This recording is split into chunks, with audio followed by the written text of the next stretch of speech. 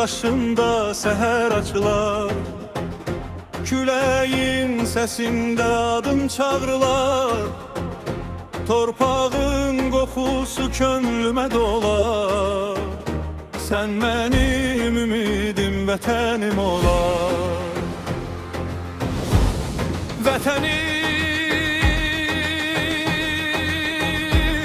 canım, vətən. Vətənim, canım, vətən, sənə bağlı bu ürək. Bayrağın göydə dalğalansın, adın yaşasın əbədi tək. Vətənim, canıma vətən, sənin yolunda başım dikdir, sənə qurban bu canım. Sənə qurban bu canım, sənə qurban bu canım.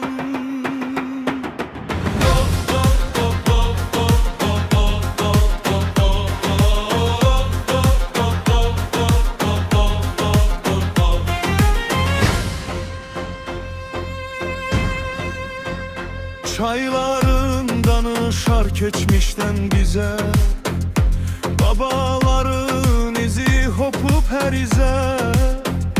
Birliğimiz olsun en büyük güç, seninle sabaha gedik üzüyor.